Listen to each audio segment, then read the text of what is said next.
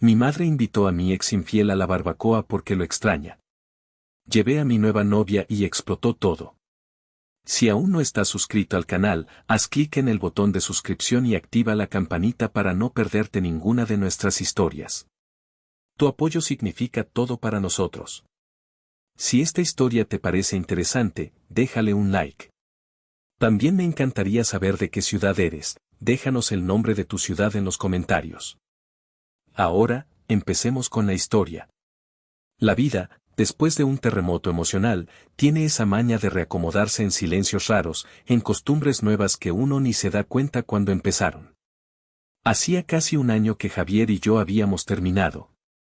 Y digo terminado porque él me fue infiel con la hija de unos amigos de mis padres y luego intentó hacerme creer que yo tenía la culpa. Sonaba demasiado a telenovela barata, aunque fuera la pura verdad.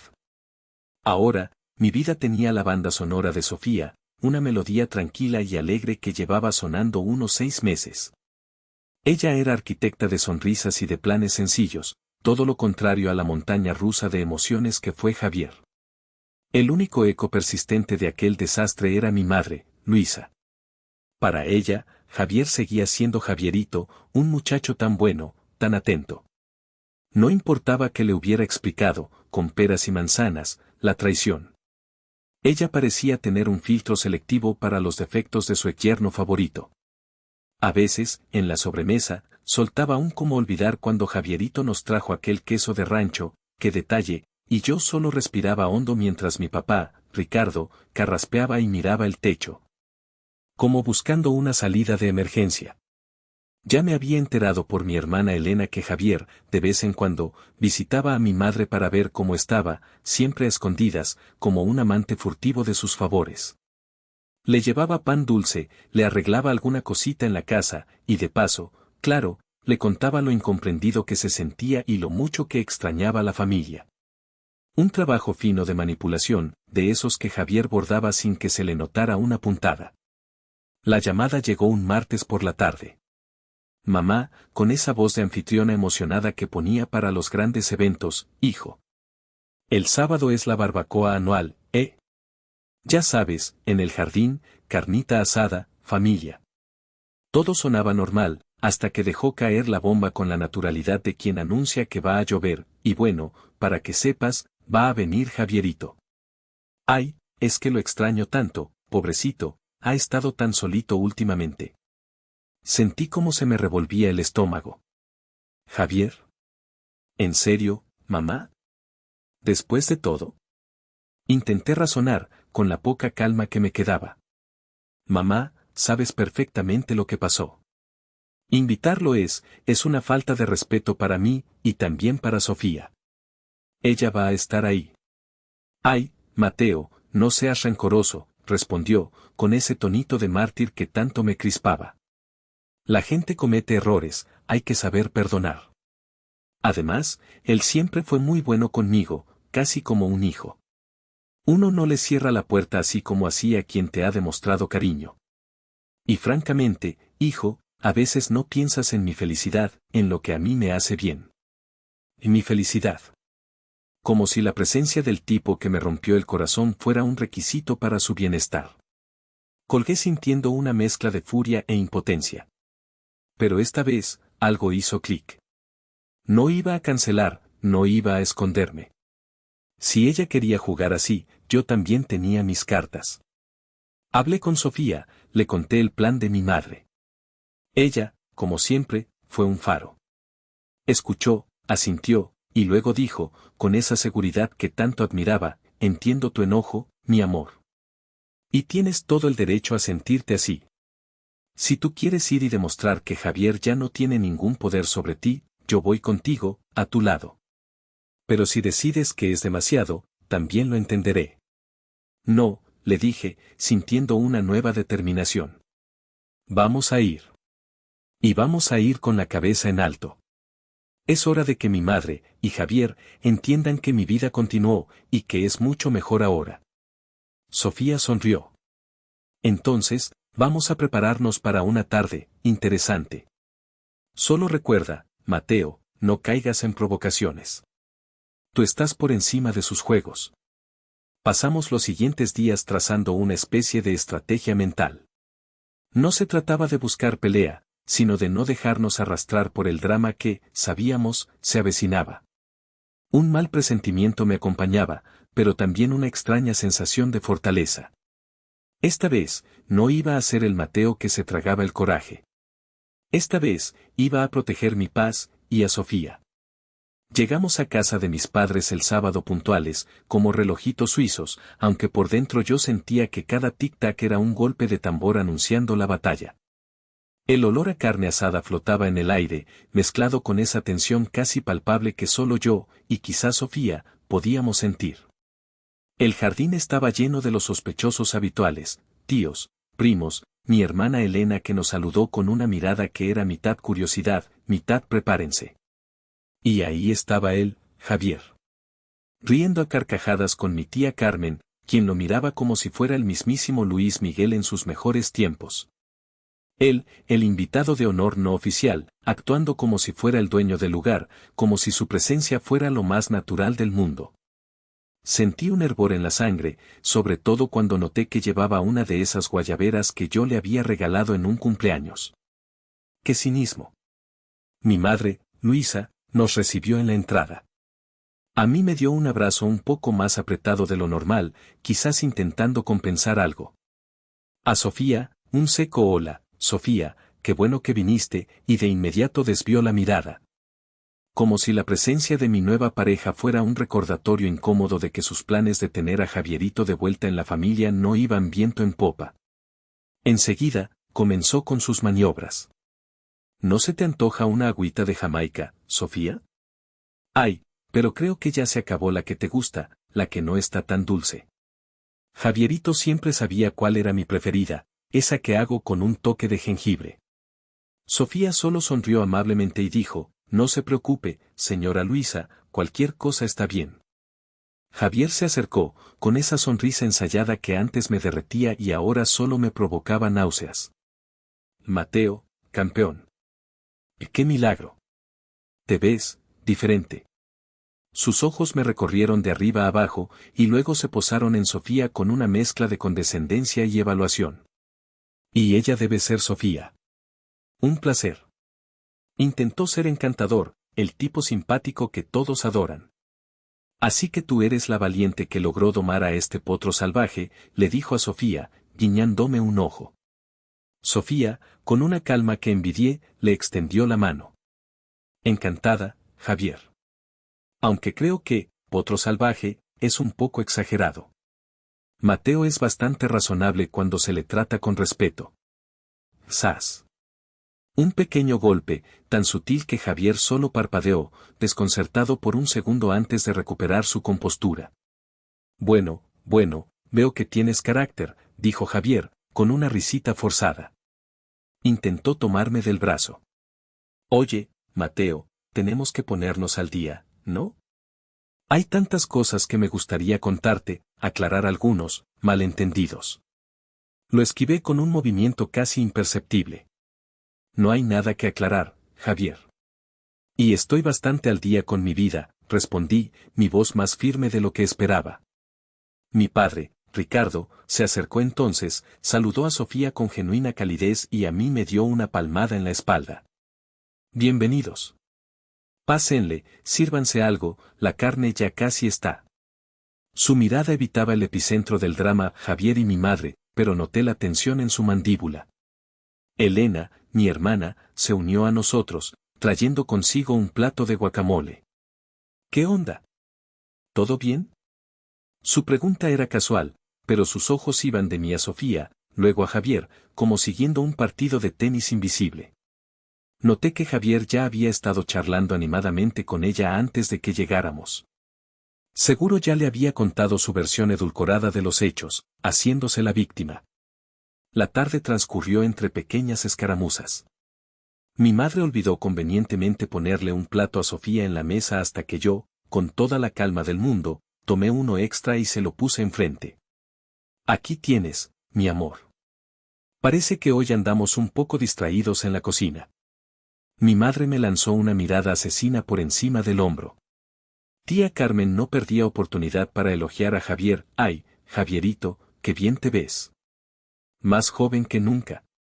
¿Verdad, Luisa? Algunos sí saben conservarse. La indirecta hacia mí, que había ganado unos kilitos de felicidad con Sofía, era más que obvia.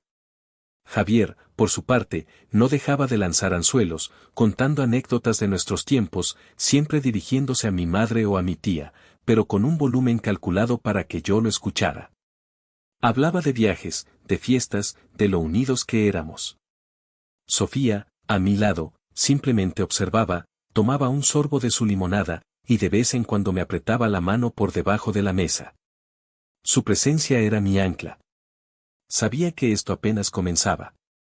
La comida transcurrió bajo una capa de cortesía tensa, como esas nubes oscuras que anuncian tormenta pero se rehúsan a descargar. Javier, envalentonado por el aparente éxito de su estrategia de encantó con mi madre y mi tía, y quizás por las cervezas que ya llevaba encima, comenzó a subir el tono de sus provocaciones. Ya no eran indirectas, eran pequeños dardos lanzados con una sonrisa. Empezó a hablar de sus nuevos proyectos, de lo bien que le estaba yendo, y de cómo algunas personas se conforman con poco en la vida, mientras me miraba de reojo. Sofía y yo intercambiamos una mirada rápida. Aquí vamos. El detonante final, sin embargo, fue cuando Javier decidió que era buena idea dirigir su artillería directamente hacia Sofía. Estábamos hablando de un pequeño viaje de fin de semana que Sofía y yo planeábamos a San Miguel de Allende. Ah, San Miguel, dijo Javier con un tono de experto. Lugar de artistas y soñadores. Aunque, claro, hay que tener cuidado de no perderse en las nubes, ¿verdad?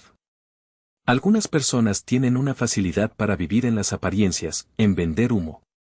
Es importante tener los pies en la tierra, Sofía, especialmente cuando se trata de, bueno, de ciertas compañías.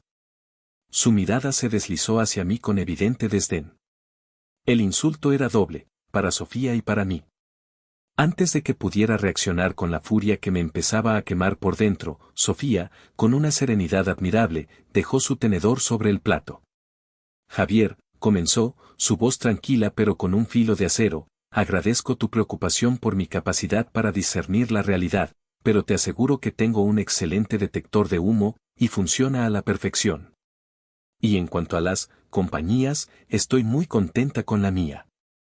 Mateo es un hombre íntegro y valioso, algo que quizás te cueste reconocer porque proyectas tus propias carencias en los demás. ¡Boom! La bala de plata. Javier se quedó boquiabierto por un instante, el color subiéndole por el cuello. Nunca esperó una respuesta así, tan directa, tan elegante. Tía Carmen ahogó un grito. Yo no pude evitar una media sonrisa, pero la cambié rápidamente por una expresión seria. Era mi turno. Javier, dije, mi voz sonando más grave de lo usual, entiendo que el concepto de integridad te resulte ajeno, considerando tu historial. Y entiendo que te cueste aceptar que la gente sigue adelante y encuentra la felicidad genuina sin ti. Pero tus constantes intentos de menospreciar a Sofía, o a mí, son francamente patéticos y no te los voy a permitir. Ni aquí, ni en ningún lado. Javier se puso de pie de golpe, tirando la silla ligeramente hacia atrás. Su rostro estaba rojo de ira. Pero bueno. ¿Ahora resulta que uno no puede ni dar una opinión amigable? Solo estaba bromeando, por Dios. Qué sensible te has vuelto, Mateo. Parece que ya no se te puede decir nada. Siempre tan dramático. Miró a mi madre, buscando su salvavidas. Luisa, ¿ves lo que te digo? Uno intenta ser cordial y así le pagan. Y mi madre, fiel a su papel, saltó como resorte. Mateo, por el amor de Dios, ya basta, exclamó, sus ojos comenzando a humedecerse. Y Javierito solo está tratando de ser amigable, de limar asperezas. Y tú siempre tienes que arruinarlo todo con tu mal carácter, con tus resentimientos. Por tu culpa siempre hay tensión en esta familia. Y entonces, comenzó el llanto. Un llanto ruidoso, dramático, de esos que sabían a chantaje puro.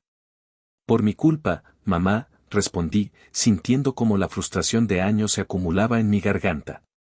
¿O por tu incapacidad de ver quién es realmente este tipo y por tu insistencia en traerlo a nuestras vidas después de que me destrozó? Sofía, viendo el cariz que tomaba la situación, intervino de nuevo, su voz era un oasis de calma en medio del huracán. Señora Luisa, con todo el respeto que usted me merece, creo que la tensión no la está creando Mateo. La tensión se genera cuando se ignora el dolor de un hijo y se le obliga a convivir con la persona que se lo causó. Y Javier se giró hacia él, quien la miraba con odio. Ser amigable no incluye insultar, menospreciar o intentar desestabilizar la relación actual de tu expareja. Eso tiene otro nombre, y se llama ser tóxico. Mi madre se llevó las manos al pecho, ofendida. Tú cállate, muchachita insolente. Y mira que eres atrevida. ¿Nadie te pidió tu opinión? Y vienes aquí, a mi casa, a faltarme el respeto. Mateo, mira lo que provocas. Haces que hasta tus novias me enfrenten. Me estás partiendo el corazón. La escena era un caos. Primos curiosos asomándose, tíos incómodos, tía Carmen echándole más leña al fuego con murmullos de que falta de respeto, qué barbaridad. Y entonces, ocurrió algo inesperado. Mi padre, Ricardo, que había permanecido como una estatua de sal durante toda la comida, puso una mano firme sobre el brazo de mi madre. Su voz, aunque baja, resonó con una autoridad que rara vez usaba. Luisa, ya fue suficiente. Escúchate un momento. Ya basta. No fue un grito, ni un regaño. Pero el cambio en su tono, la simple acción de tocarla con esa firmeza, la sorprendió tanto a ella como a todos los demás. Mi madre se cayó de golpe, mirándolo con los ojos llorosos y una expresión de desconcierto total. Por un instante, hubo un silencio casi absoluto en el jardín. Aproveché ese breve instante de silencio y desconcierto general, inmensamente agradecido por la intervención de mi padre, por mínima que fuera. Papá tiene razón, mamá. Ya fue suficiente, dije, mi voz firme pero sin agresividad. Tomé la mano de Sofía. Nosotros nos vamos. Cuando quieras tener una conversación adulta, respetuosa y, sobre todo, honesta, sabes dónde encontrarme. No esperamos respuesta. Dimos media vuelta y caminamos hacia la salida del jardín, dejando atrás un reguero de miradas atónitas, murmullos y a mi madre, momentáneamente sin palabras, lo cual ya era un pequeño milagro. El viaje de regreso a mi departamento fue extrañamente silencioso. Sofía conducía, concentrada, y yo miraba por la ventana, repasando la escena una y otra vez en mi cabeza. La rabia inicial había dado paso a una especie de cansancio profundo, pero también a una pizca de orgullo. Había dicho lo que tenía que decir, había defendido a Sofía, me había defendido a mí. Esa misma noche, como era de esperarse, comenzó el contraataque. Javier, fiel a su estilo manipulador, no se quedó de brazos cruzados. Primero, llamó a mi madre. Ella me lo contó al día siguiente en una de sus muchas llamadas llenas de reproches y victimismo. Según su versión, Javier estaba destrozado, humillado, y solo había ido a la barbacoa con las mejores intenciones, esperando una reconciliación amistosa. ¡Qué descaro! Por supuesto, mi madre se tragó el cuento completito. Luego, Javier intentó su jugada con mi hermana. Elena me llamó, sonando confundida y un poco angustiada. Oye, Mateo, Javier me estuvo mandando mensajes. Dice que tú lo malinterpretaste todo, que Sofía es muy agresiva y que lo provocó. Que él solo quería ser tu amigo otra vez y que tú lo trataste horrible. Incluso me dijo que esa novia te tiene muy cambiado, como controlado. Elenita, le dije con toda la paciencia que pude reunir, Javier es un maestro de la manipulación. Te está contando la versión que a él le conviene. ¿De verdad crees que alguien que me engañó como lo hizo, y que luego intenta insultar a mi pareja actual, quiere ser mi amigo? Abre los ojos, por favor. Le recordé algunos episodios del pasado, cosas que ella misma había presenciado pero que quizás había olvidado o minimizado por la influencia de mi madre. Al día siguiente, tía Carmen, segaramente instigada por mi madre y quizás por el propio Javier, decidió que era su misión divina rescatarme. Se apareció en mi departamento sin avisar, con mi madre a remolque, ambas con cara de funeral. ¿podemos pasar, Mateíto? Tenemos que hablar muy seriamente contigo. Su plan era claro, una intervención familiar para hacerme entrar en razón, pedirle perdón a Javier y, de ser posible, a mi madre por el disgusto. Afortunadamente, Sofía y yo habíamos anticipado algo así. Las recibí con una calma que las descolocó. Les ofrecí agua, las invité a sentarse. Escuché su sermón, que era básicamente una repetición de los mismos argumentos, que yo era un exagerado, que Javier era una buena persona en el fondo, que la familia es lo primero, que Sofía era una mala influencia. Cuando terminaron su perorata, respiré hondo. Tía, mamá, comencé, agradezco su preocupación, de verdad. Pero mi decisión está tomada. No voy a disculparme por defender mi dignidad ni la de mi pareja. Y la única persona que está causando problemas aquí con su comportamiento es Javier, y quienes se lo permiten. Metódicamente, rebatí cada uno de sus puntos, señalando las inconsistencias en sus argumentos y la evidente manipulación de Javier. Fue como hablarle a una pared, pero al menos no me quedé callado. Se fueron echando chispas, mi madre llorando, otra vez, y mi tía murmurando que yo era un caso perdido. La llamada de Elena unos días después fue diferente. Sonaba preocupada, pero también indignada. Mateo, tienes que escuchar esto. Estuve hablando con una amiga de Laura, ya sabes, con quien Javier te engañó. Y me contó cosas horribles. Que Javier no solo le mintió a ella, sino que se jactaba con sus amigos de cómo te tenía comiendo de su mano, y como ahora estaba haciendo lo mismo con mamá, que era tan fácil manipularla porque se sentía sola. Hizo una pausa. Y también me dijo que Laura sospechaba que Javier le sacaba dinero a mamá con cualquier pretexto. Un escalofrío me recorrió la espalda. ¿Dinero? Eso era nuevo. Elena, ¿estás segura de esto?, pregunté. Completamente. De hecho, mi amiga me reenvió unos mensajes donde Laura se lo contaba. Y ahora que lo pienso, recuerdo que mamá a veces se quejaba de que andaba corta de dinero, pero nunca le di importancia. Colgué con Elena y sentí una rabia helada. Si esto era cierto, la manipulación de Javier iba mucho más allá de lo emocional.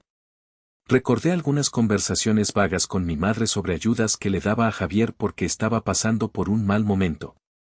Con una determinación sombría, decidí que tenía que llegar al fondo de esto. Si Javier no solo había jugado con nuestros sentimientos, sino también con el dinero de mi madre, esto cambiaba las reglas del juego por completo. La información que Elena me había dado sobre el posible abuso financiero de Javier hacia mi madre no me dejaba en paz.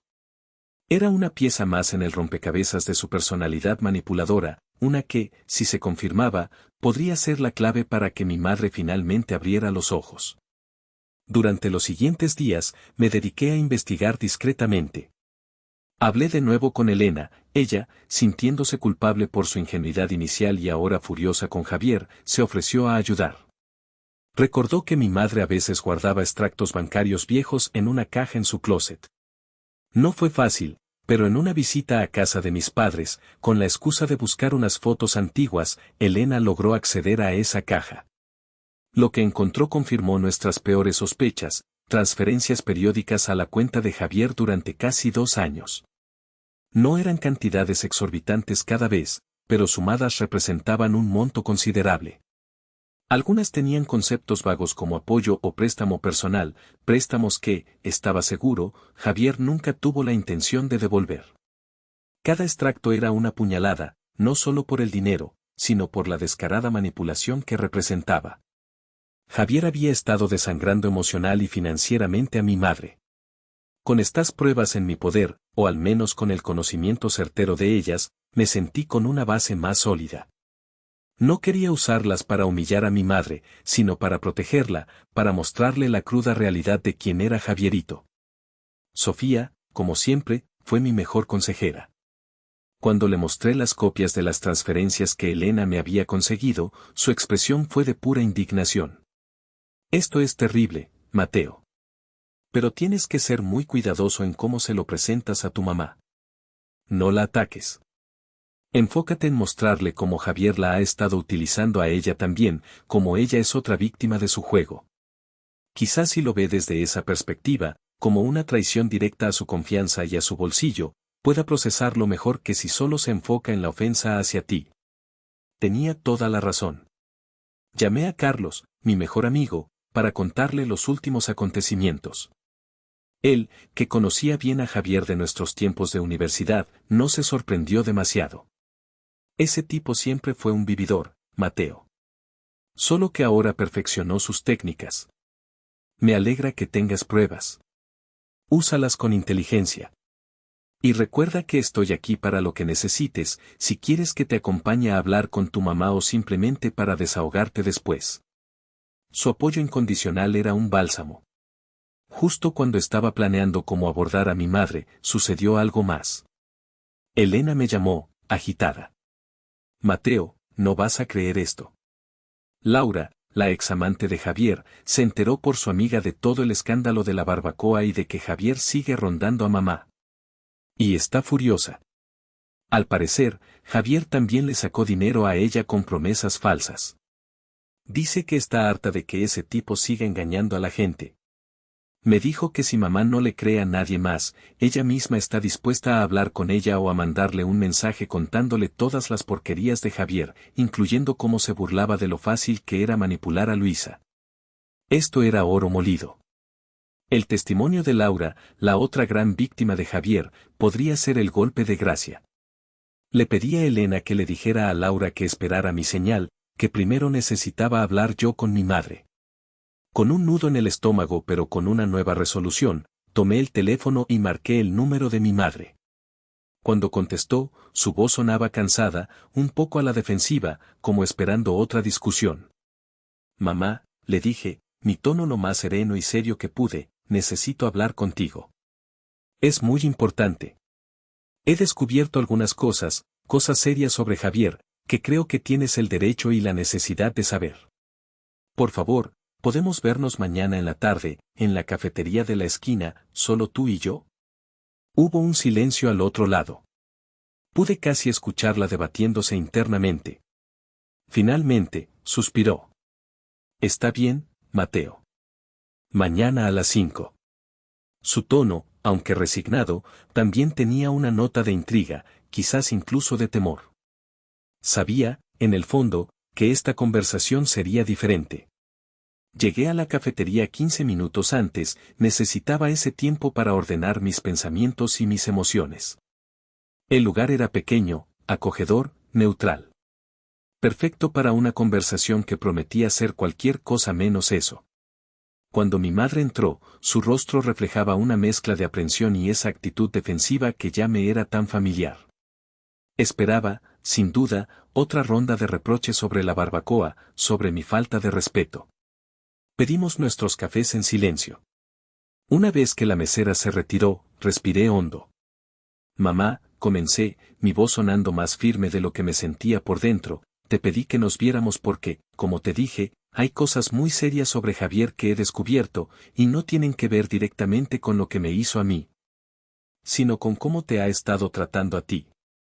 Saqué de mi portafolio las copias de los extractos bancarios que Elena me había conseguido y las puse sobre la mesa, entre nuestras tazas de café. Estos son movimientos de tu cuenta, mamá. Transferencias a Javier. Durante casi 2 años. Sumas considerables. Ella miró los papeles con el ceño fruncido, primero con incredulidad, luego con una creciente incomodidad.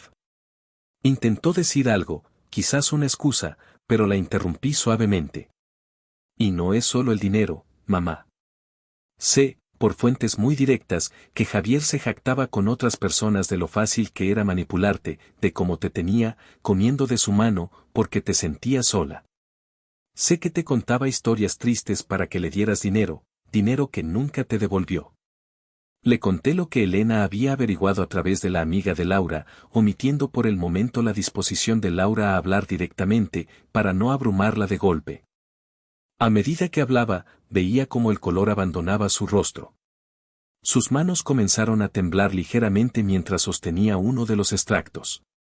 La máscara de indignación que solía usar en nuestras discusiones se estaba resquebrajando, dejando al descubierto una vulnerabilidad que rara vez mostraba.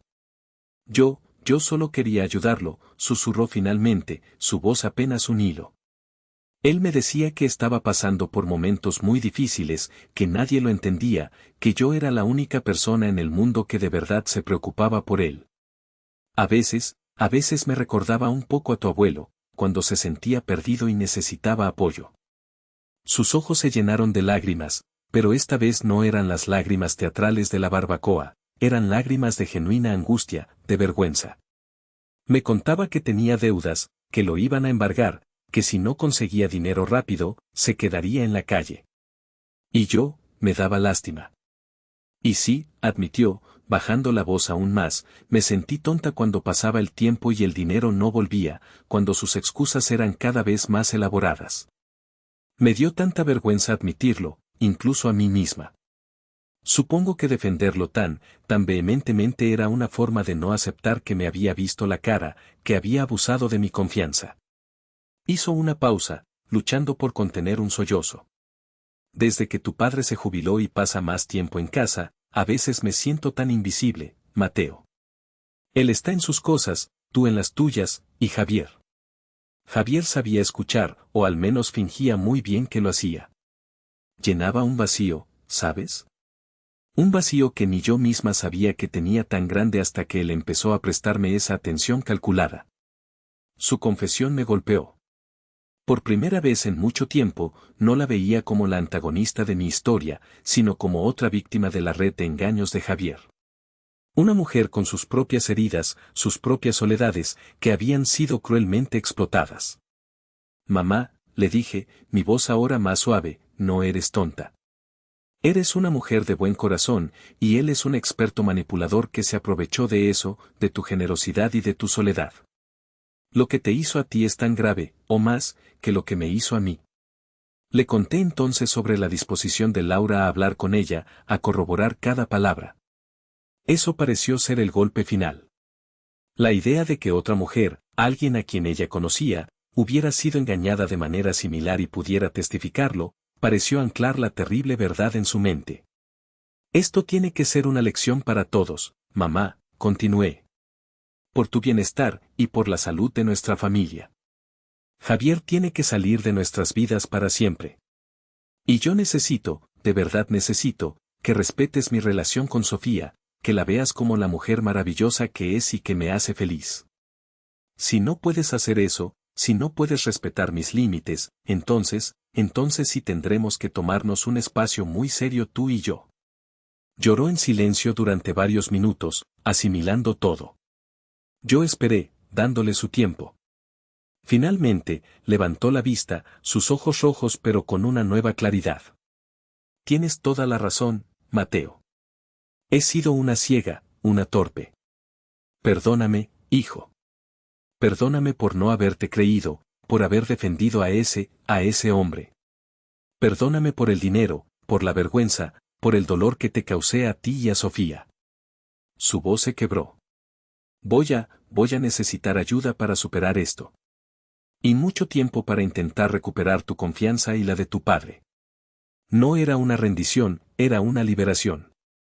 La verdad, por dolorosa que fuera, la había liberado de la prisión de engaños en la que Javier la había metido. Asentí, sintiendo un nudo en la garganta. Lo haremos juntos, mamá. Pero el primer paso es que tú misma te perdones y entiendas que no fue tu culpa ser engañada, sino de él por ser un engañador. Le sugerí que hablara con papá, que él también había estado sufriendo en silencio y que merecía saber la verdad completa de sus labios. Ella sintió, una pequeña chispa de determinación en sus ojos llorosos. El camino sería largo, pero por primera vez, veía una luz al final del túnel. Los días que siguieron a esa conversación en la cafetería fueron como despertar de una larga pesadilla. Mi madre, armada con la dolorosa verdad y, sorprendentemente, con una nueva fortaleza, hizo lo que tenía que hacer. Primero, tuvo una larga y difícil conversación con mi padre. Él, aunque inicialmente impactado por la magnitud del engaño financiero y emocional de Javier, la apoyó incondicionalmente, lo que creo que fue fundamental para ella. Luego, llamó a Javier. Según me contó después, fue una llamada corta pero contundente. Le dijo que sabía toda la verdad sobre su manipulación, sobre el dinero, sobre sus mentiras. Le prohibió terminantemente volver a contactarla o a cualquier miembro de la familia. Javier, al parecer, intentó su repertorio de negaciones y victimismo, pero mi madre, por primera vez, no cedió. Colgó el teléfono y bloqueó su número. Aleluya. La noticia de la verdadera calaña de Javier corrió como pólvora entre los familiares más cercanos, principalmente gracias a una tía Carmen que, tras enterarse de todo por boca de mi madre, y quizás con algún detalle extra de Elena sobre el testimonio de Laura, pasó del shock a una indignación casi cómica, proclamando que siempre había sospechado algo raro en ese muchachito tan meloso. Cosas de familia. La relación con mi madre no se transformó de la noche a la mañana en un cuento de hadas, pero el cambio fue notable. Comenzó un lento pero genuino proceso de sanación. Hubo más honestidad, menos reproches velados. Hizo un esfuerzo visible por acercarse a Sofía, preguntándole por su trabajo, por sus intereses, con una curiosidad sincera que antes brillaba por su ausencia. Incluso un día le pidió a Sofía consejos de decoración para la sala, un gesto pequeño pero significativo. Mi hermana Elena se convirtió en una aliada aún más cercana. Se disculpó formalmente conmigo por su ingenuidad inicial y por haber dudado de mí. Nuestra complicidad se fortaleció. Las siguientes reuniones familiares fueron diferentes. Más tranquilas, sí, pero también con una nueva capa de autenticidad. La ausencia de Javier era un alivio palpable. Sofía y yo pudimos disfrutar de la compañía de mi familia sin la tensión constante, sin sentirnos observados o juzgados. Nuestra relación, que había resistido esta tormenta, salió increíblemente fortalecida. Sofía no solo había sido mi apoyo, sino también una estratega clave y una voz de la razón. Miro hacia atrás y veo el largo camino recorrido. Poner límites, especialmente con la propia familia, es una de las cosas más difíciles que existen. Pero también es una de las más necesarias para la salud mental y emocional. La tensión familiar de la que tanto me culpaba mi madre no desapareció por arte de magia, pero se transformó. Ya no era la tensión de los secretos y las mentiras, sino la incomodidad ocasional de las verdades dichas, de los límites establecidos. Y eso, extrañamente, se sentía mucho más sano. Javier desapareció de nuestro radar. Supongo que estará buscando nuevas víctimas para su encanto tóxico. Pero ya no es nuestro problema. A veces, para reconstruir algo, primero tienes que permitir que ciertas estructuras viejas y podridas exploten. Y aunque el proceso fue un infierno personal, al final, la paz que encontramos, la honestidad recuperada y la certeza de saber quiénes están verdaderamente de tu lado, eso, no tiene precio.